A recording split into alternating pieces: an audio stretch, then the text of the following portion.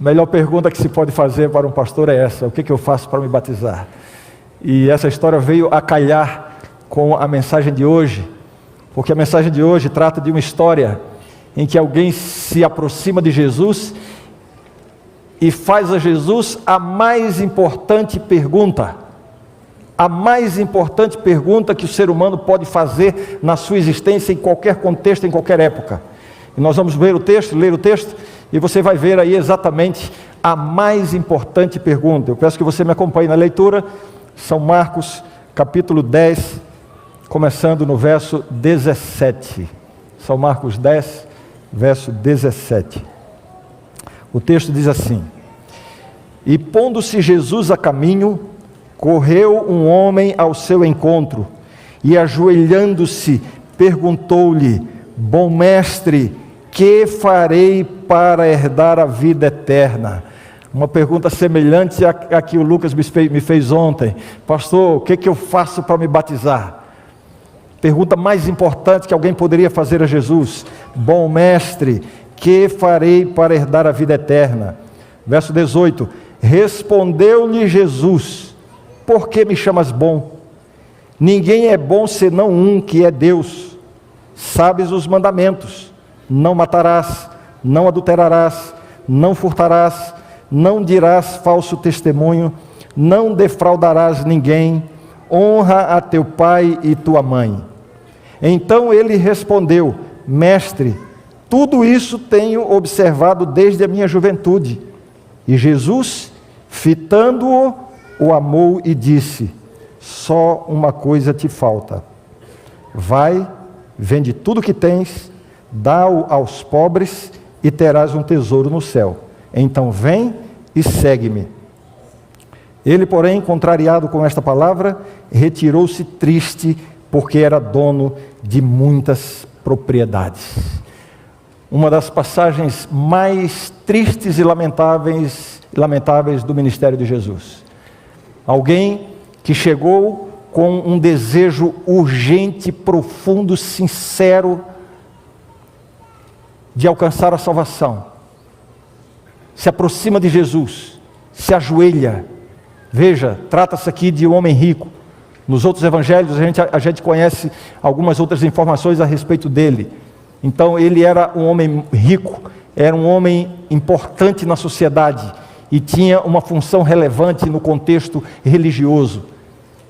E para que uma pessoa com esse status se aproximasse de Jesus da forma como ele o fez, se ajoelhou, se dirige a Jesus com palavras de devoção: Bom mestre, que farei para herdar a vida eterna?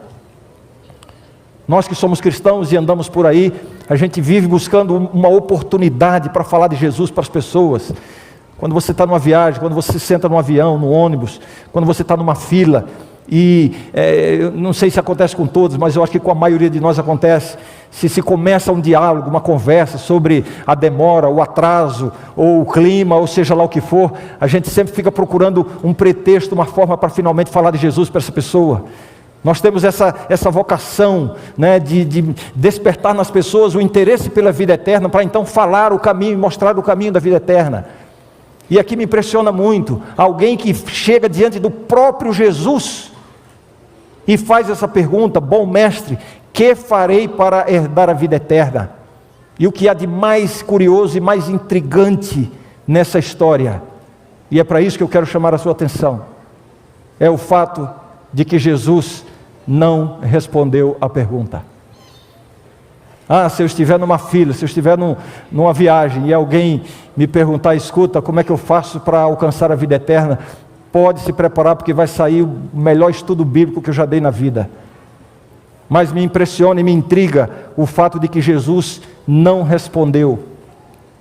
Eu não sei se você notou, o verso 18 diz assim, depois que ele fez a pergunta, o verso 18 diz assim: Respondeu-lhe Jesus.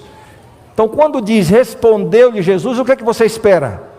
Uma resposta. Qual tinha sido a pergunta? Que farei para herdar a vida eterna? E o texto diz, respondeu-lhe Jesus. Mas o que vem na sequência não é uma resposta, é uma pergunta. Na verdade, Jesus não responde. Jesus pergunta. Jesus pergunta, qual foi a pergunta? Por que me chamas bom? Não foi isso que o rapaz estava pedindo, que o homem rico, o jovem rico estava perguntando. Por que me chamas bom? Já faz alguns anos eu tenho estudado muito, tenho me dedicado ao estudo das perguntas da Bíblia.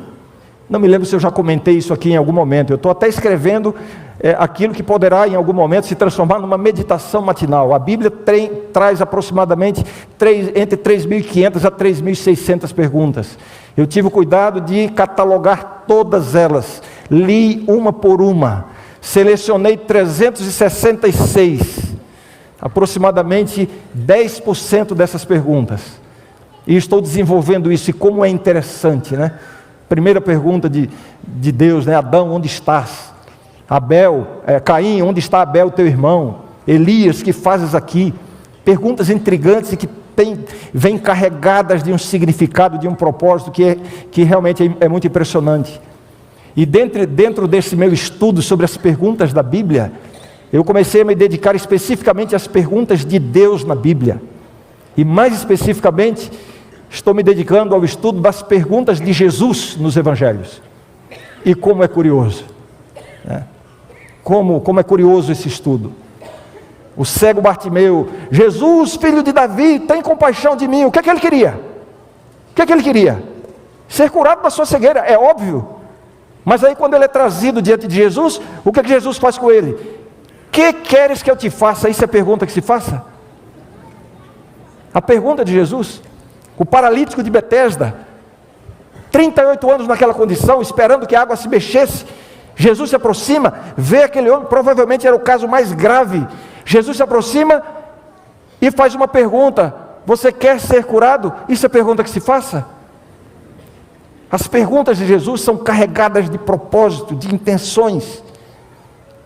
Na cruz: Deus meu, por que me desamparaste? E assim por diante. E hoje eu estou trazendo para vocês esta pergunta intrigante de Jesus. O jovem rico: bom mestre, que devo fazer para herdar a vida eterna?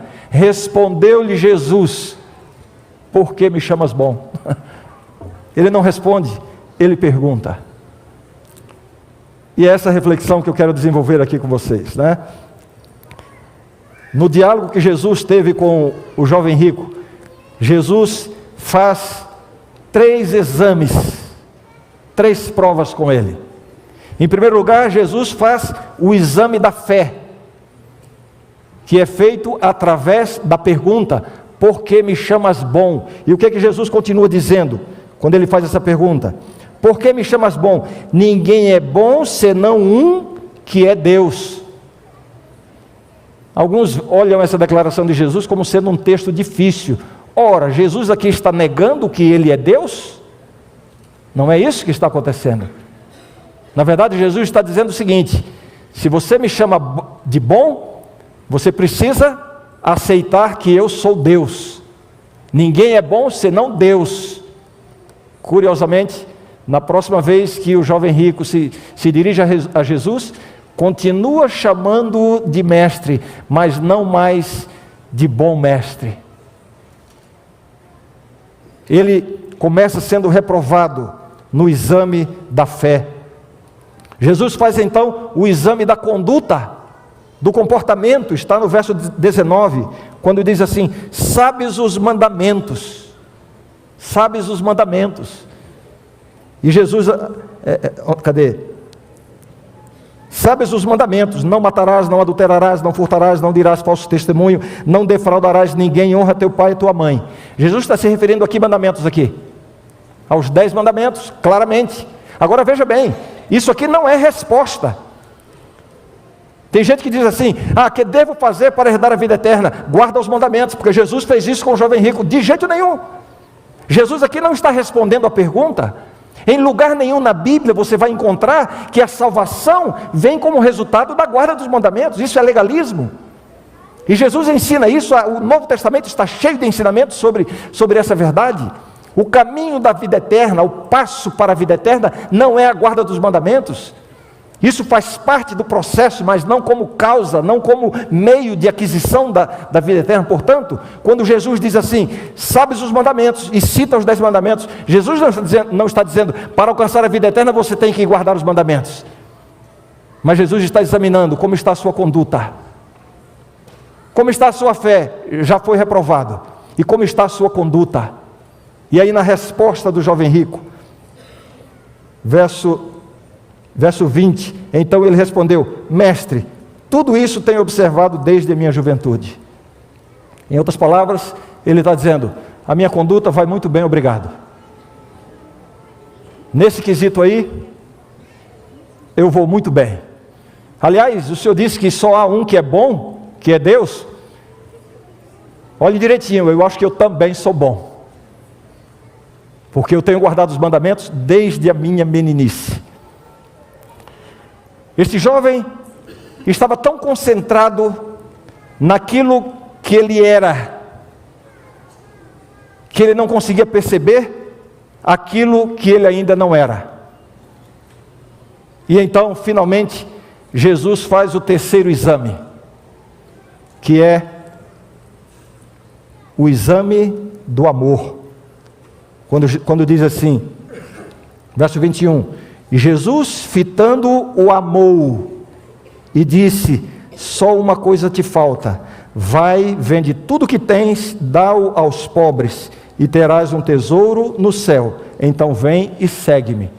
Mais uma vez eu insisto, esta declaração de Jesus também não é a resposta à pergunta do jovem rico. Que devo fazer para herdar a vida eterna? Então quer dizer que para herdar a vida eterna você tem que dar tudo que tem aos pobres? É isso? A Bíblia não ensina isso em lugar nenhum. Isso não é a resposta à pergunta. Na verdade, Jesus está levando este jovem a uma condição em que ele mesmo pudesse refletir e perceber o que lhe faltava. Primeiro passo. Todo mundo aqui comigo? Primeiro passo para você adquirir o que lhe falta é você identificar o que lhe falta.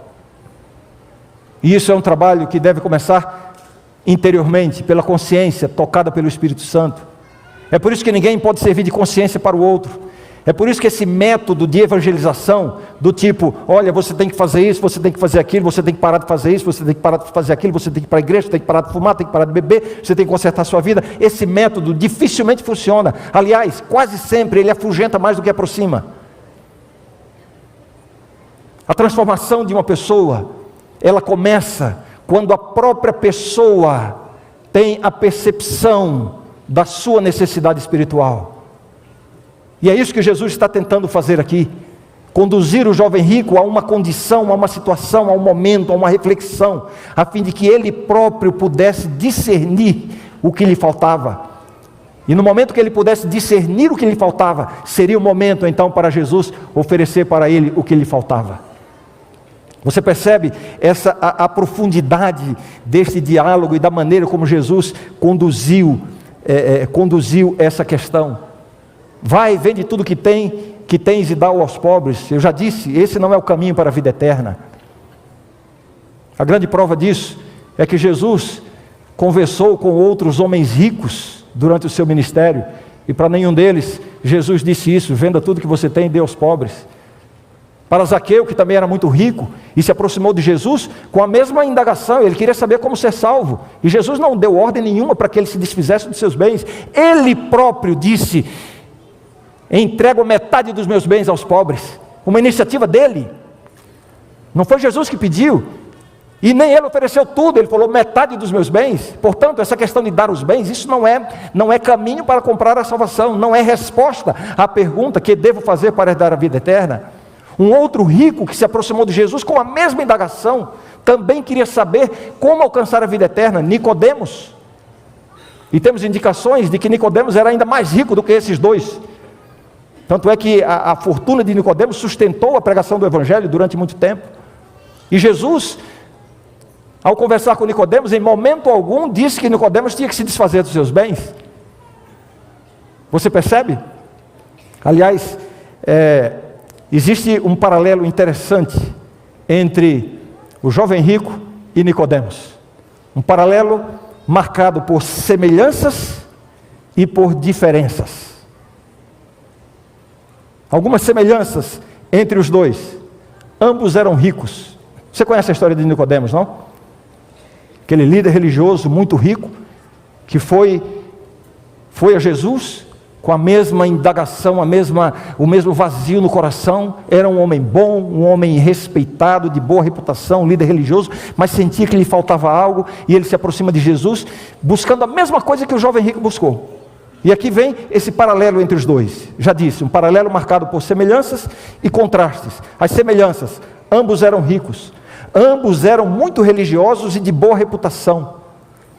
Ambos foram a Cristo com a mesma indagação: que devo fazer para herdar a vida eterna? E ambos chamaram a Jesus de bom mestre. Interessante aliás, de mestre, né? Nicodemos se aproximou de Jesus, também chamando Jesus de mestre. Mestre, sabemos que és mestre. Rabi, sabemos que és mestre em Israel. A semelhança entre os dois, mas existem algumas diferenças entre eles também. Primeira diferença: Nicodemos foi a Jesus de noite, o jovem rico foi a Jesus de dia. Nicodemos fez essa mesma pergunta, mas de forma indireta. Se lembra? Nicodemos se aproxima de Jesus com a mesma indagação. Ele queria saber como alcançar a vida eterna. Ele tinha um vazio no coração, apesar de toda a sua reputação, de todo o seu status, apesar da sua boa conduta, apesar do respeito que ele tinha das pessoas, apesar de ser considerado um homem respeitável, honesto, de uma experiência espiritual muito desenvolvida. Apesar de tudo isso, ele sentia que lhe faltava algo, e ele vai a Jesus em busca desse algo. Vai a Jesus de noite. De alguma forma ele parece que não quer se expor tanto diante das pessoas, e quando ele se aproxima de Jesus, ele tem a indagação no seu coração: que devo fazer para alcançar a vida eterna? Mas curiosamente, ele faz essa pergunta, mas ele não faz diretamente. Ele faz a pergunta de forma indireta. Aliás, ele não pergunta, né? Ele dá uma indireta. Ele diz assim: mestre, sabemos que és mestre em Israel. Para que dizer isso? Ele não pergunta. Então, esse contraste, né? Nicodemos foi de noite, o jovem foi de dia. Nicodemos fez a pergunta indireta, o jovem rico fez a pergunta de forma direta: bom mestre, que farei para herdar a vida eterna? Agora, algo curioso: para quem perguntou indiretamente, Nicodemos, Jesus respondeu diretamente.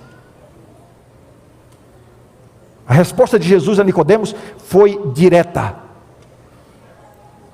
Mestre, sabemos que és mestre em Israel. Aí Jesus disse: quem não nascer de novo não pode herdar o reino de Deus. Qual é o caminho da vida eterna? O novo nascimento. E aí Jesus depois explica: o novo nascimento é uma obra do Espírito Santo. Esse é o caminho da vida eterna. Ele se aproxima de Jesus e vem com indiretas, e Jesus lhe responde diretamente.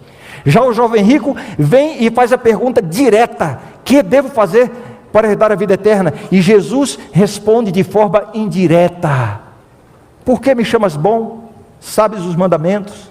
Vai e vende tudo o que tens. Jesus não responde diretamente. Você percebe? Porque Deus tem um método, uma maneira de tratar cada pessoa de acordo com a condição em que essa pessoa se encontra, de acordo com a experiência de cada um. Nós não podemos esperar que Deus trabalhe no coração das outras pessoas da mesma forma como Ele trabalha no seu coração. Você não pode esperar que Deus promova as mudanças nas outras pessoas da mesma forma que promoveu na sua vida. Os caminhos são diferentes. Você pode ter alcançado algumas vitórias na sua vida espiritual, e agora você começa a exigir isso das outras pessoas que estão à sua volta. Você começa a tomar a sua experiência como sendo o modelo para os demais. Ora, se eu já venci esse defeito, se eu já venci esse pecado, você também pode vencer. E você transforma a sua vida e a sua experiência religiosa num padrão, num modelo para os demais. Você não pode esquecer que a maneira como Deus trabalha com cada pessoa é individualizada. Talvez você esteja tão concentrado nas suas vitórias, nas transformações que você já recebeu, que você não esteja percebendo as suas derrotas e aqueles pontos que ainda não foram transformados. É assim que Deus age.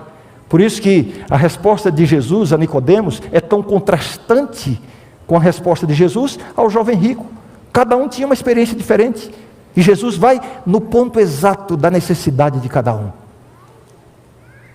E aí, para o jovem rico, Jesus faz essa declaração tão contundente que está na segunda metade. Vou ler o verso 21 de novo, né? E Jesus, fitando, o amou e disse: só uma coisa te falta. Só uma coisa te falta. Olha, para falar a verdade, a condição deste jovem rico, a condição deste jovem rico parecia melhor do que a condição da maioria de nós. O que é que vocês acham? Quanto lhe falta?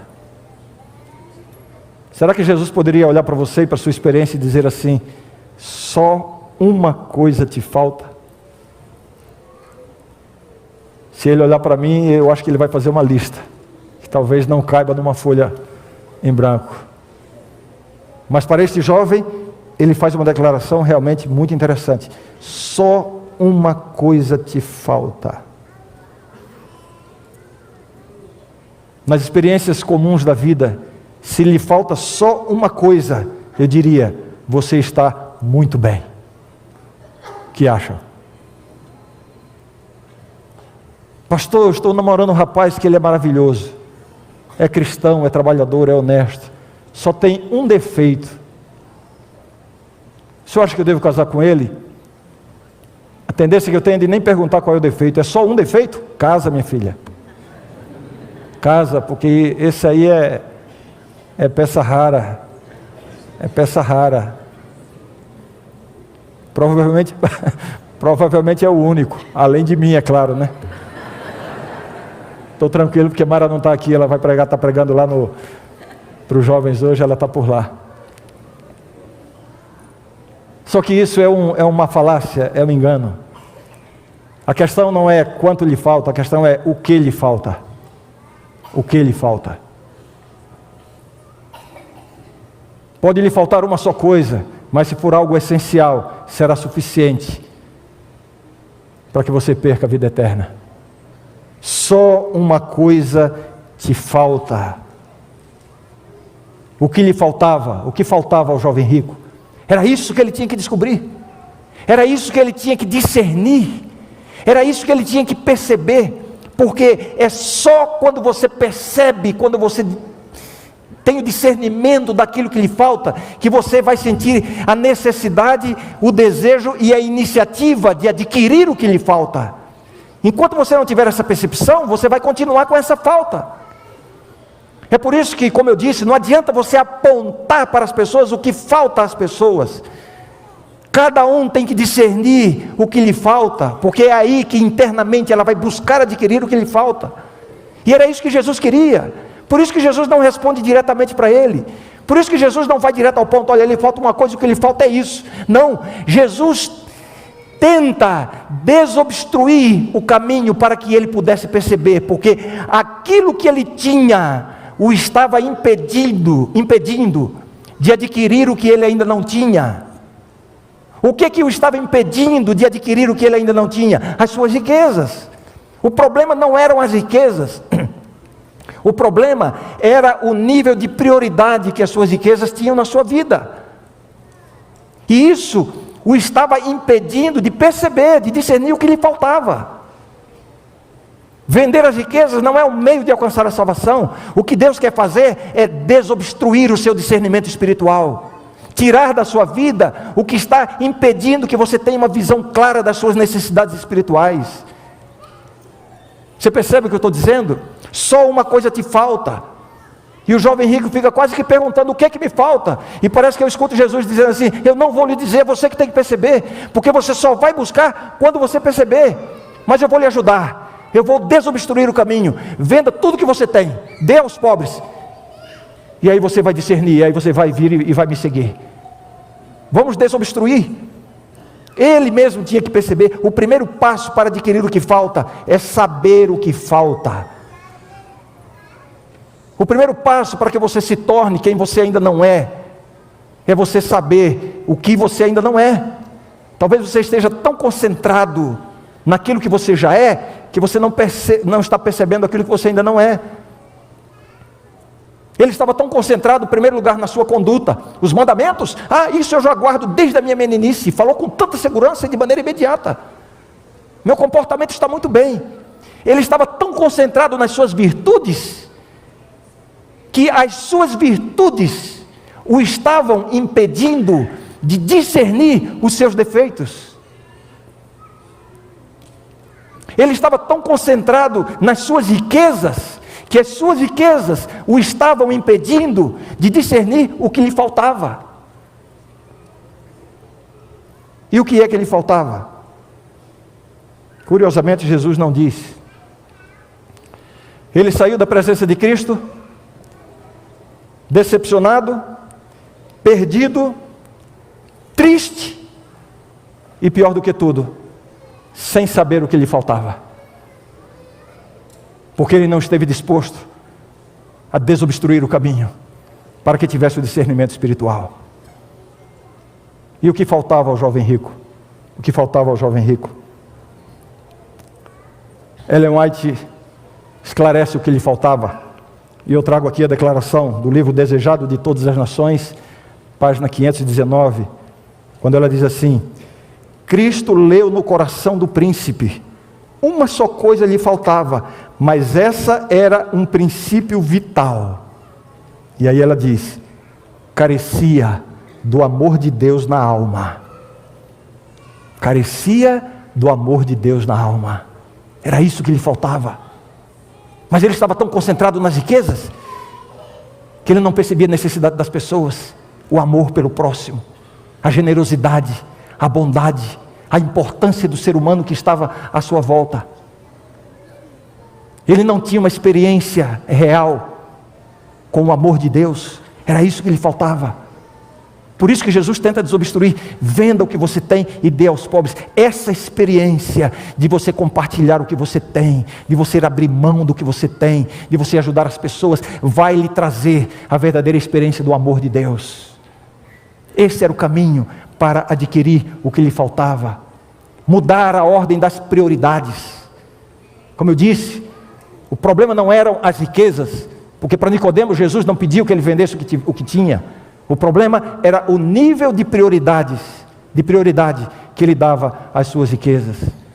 Ele carecia, uma só coisa lhe faltava, mas essa era um princípio vital: carecia do amor de Deus na alma. E aí ela continua dizendo assim: essa falta, a menos que fosse suprida, demonstrar-se-ia fatal para ele. Talvez lhe falte só uma coisa. A questão não é quanto lhe falta, a questão é o que lhe falta. Pode ser que isso que lhe falte, ainda que seja uma só coisa, seja suficiente para a perdição da sua alma. Que lição Jesus está nos dando? Nós aprendemos com essa história que geralmente o que nos falta é resultado daquilo que nos sobra. O que nos falta quase sempre é resultado daquilo que nos sobra. Muitas vezes nós estamos tão preocupados com as nossas lutas espirituais e com os nossos defeitos de caráter. Quais são os maiores perigos? Quais são as áreas de maior perigo da sua vida espiritual? Eu já imagino aqui que a maioria aqui já está pensando: as áreas de maior perigo da minha vida espiritual são exatamente aquelas áreas em que eu sou mais fraco. A tendência que eu tenho para mentir, para adulterar, a tendência que eu tenho para ser desonesto, essa luta que eu tenho, né? O meu impulso, o meu temperamento incontrolado. Então você pensa nas suas deficiências, nos seus defeitos e julga que as áreas mais perigosas da sua vida espiritual estão exatamente nas áreas onde estão as suas maiores deficiências. Hoje eu quero trazer uma reflexão aqui para você. Talvez as áreas de maior risco para a sua vida espiritual não estejam onde você é fraco. Talvez as áreas de maior deficiência, de maior luta espiritual, de maior perigo espiritual para você, estejam nas áreas em que você é forte.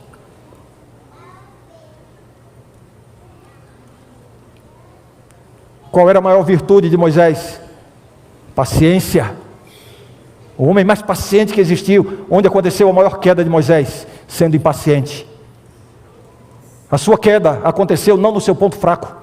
A sua queda aconteceu no seu ponto forte.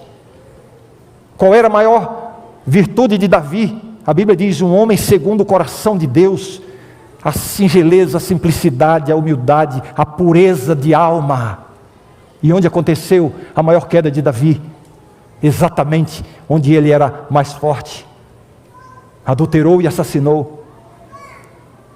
Você tem sim que se preocupar com as suas fraquezas, mas quase sempre nós já estamos concentrados e prevenidos com as lutas que nós temos nos pontos em que nós somos fracos.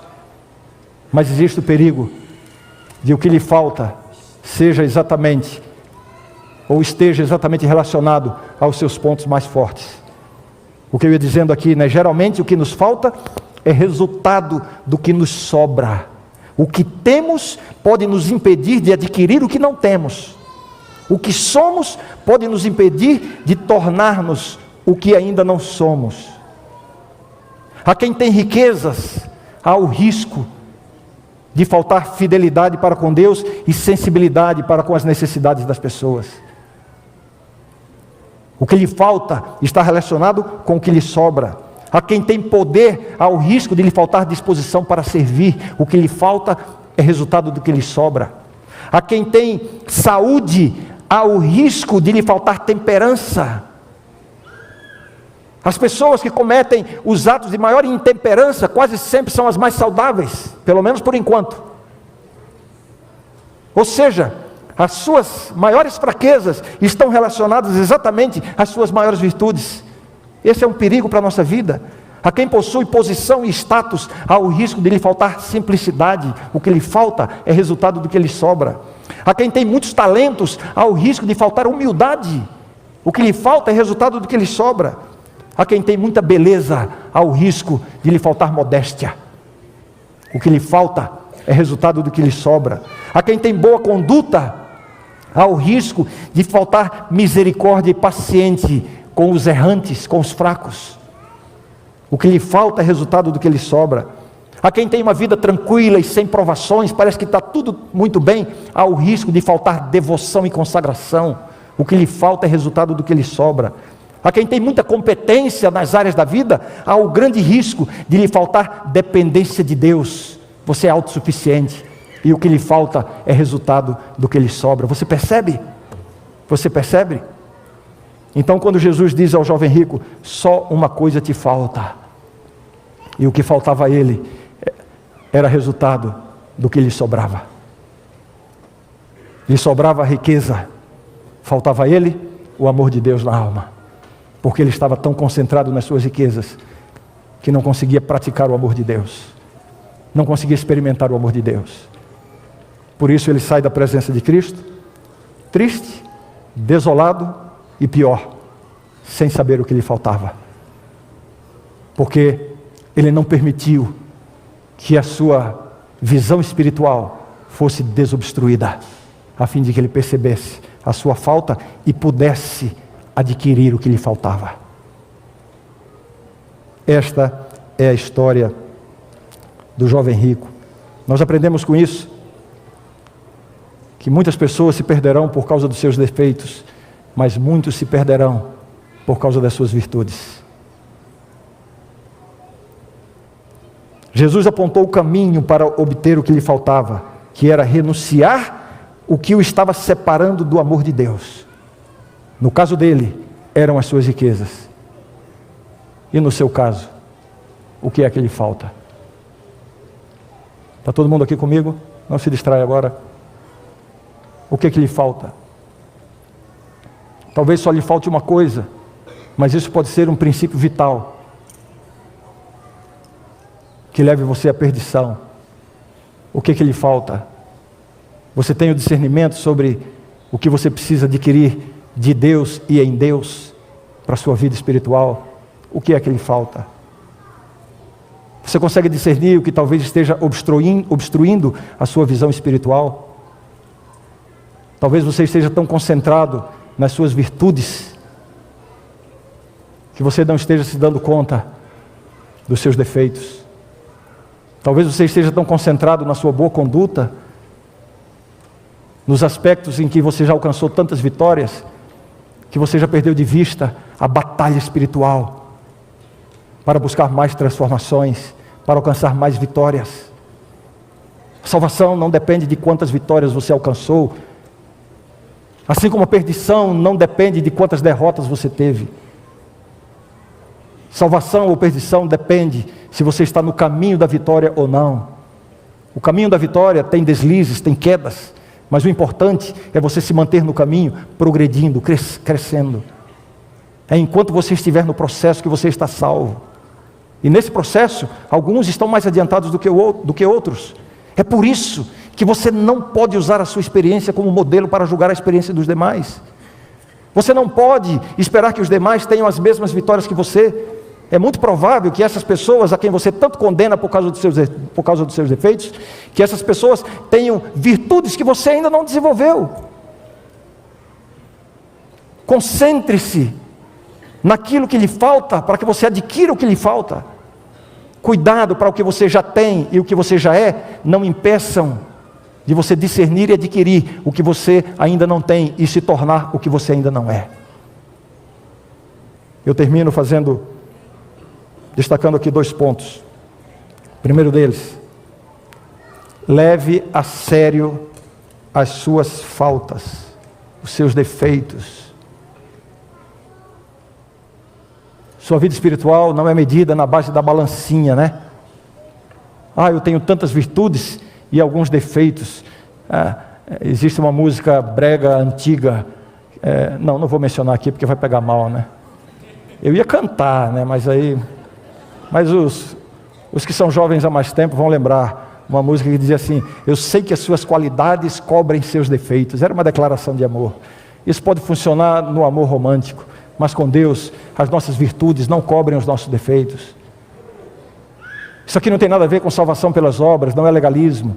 É uma questão de você permitir que o poder de Deus lhe dê vitórias e mais vitórias. O que é que lhe falta? Só uma coisa te falta, mas o que é que lhe falta? E o que é que você vai fazer com isso? Vai ficar se conformando porque você já tem tantas coisas? E você já é tanta coisa? A ponto de não se preocupar com o que lhe falta? Pois é isso que poderá tirar você do céu. As suas virtudes não o levarão para o céu, mas o que lhe falta poderá impedir você de entrar lá. Essa é a questão. Leve a sério o que lhe falta. O que é que lhe falta? Tomar uma decisão radical ao lado de Deus? Assumir prejuízos na vida para colocar a sua vida de acordo com a vontade de Deus? Vai, vende tudo que tens e dá aos pobres. Desobstrua o caminho. O que é que lhe falta? Abrir mão de um relacionamento que é tão importante para você, mas que você sabe que Deus não aprova. E você não tem coragem de tomar essa decisão. E está buscando aplacar a sua consciência, se concentrando naquilo que você já tem e já faz para Deus. O que você tem e o que você faz, talvez esteja impedindo de você adquirir o que você não tem e de se tornar o que você ainda não é. Vai, vende tudo que tens e siga Jesus. O que é que lhe falta? O que é que lhe falta? Tomar uma decisão radical para abandonar um vício, para abandonar um pecado, para mudar uma conduta nos seus negócios, uma conduta na sua família. O que é que lhe falta? Mais humildade, dar o braço a torcer, se humilhar, pedir perdão, confessar. O que é que lhe falta? Cuidado para o que você já tem e o que você já é, não impedir de você adquirir o que você não tem e de se tornar o que você ainda não é. Leve a sério as suas faltas e saiba, Deus está disposto a fazer as transformações que precisam acontecer na sua vida. Você só precisa discernir o que é e buscar isso. E a segunda reflexão, para terminar, está relacionada com essa, né? Qual é a grande renúncia que você precisa fazer para adquirir o que lhe falta? Qual é a grande renúncia? Citei aqui algumas coisas. Talvez renunciar a algumas vantagens, renunciar a algum relacionamento, renunciar a um status, renunciar a uma reputação, renunciar, não sei, renunciar o quê? Renunciar a algo que lhe dá tanto prazer, tanta alegria, mas que você sabe que está interferindo na sua vida com Deus? O que você precisa renunciar? Talvez Jesus esteja dizendo para você: só uma coisa te falta. Vai, vende tudo que tens, dá-o aos pobres, depois vem e segue-me. Quantos aqui querem buscar de Deus a condição necessária para buscar o que lhe falta? Buscar a condição necessária para fazer a renúncia que precisa ser feita. Quantos aqui gostariam de buscar isso de Deus nessa manhã? Levante a sua mão. Convido que você ore comigo nesse momento. Santo Deus, certamente nos faltam muito mais coisas do que ao jovem rico. Mas nós não queremos sair daqui, Senhor, sem começar um caminho, sem dar início a um processo de adquirir o que nos falta. Para alguns aqui, Senhor, talvez falte a coragem de tomar uma decisão radical na sua vida ao teu lado. Para outros falta a disposição de renunciar a alguma vantagem financeira, material, a fim de colocar a sua vida dentro dos princípios da Bíblia. A outros aqui, Senhor, falta a disposição de renunciar a um relacionamento para colocar a vida de acordo com a tua vontade. Enfim, cada um aqui está pensando agora nas suas próprias faltas, mas o que nós te suplicamos, Senhor, é que nos ajudes. Nos ajude, Senhor, a sairmos daqui para uma nova vida contigo.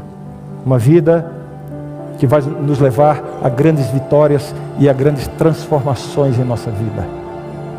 Dá-nos essa bênção hoje e sempre. É o que pedimos e agradecemos em nome de Jesus. Amém.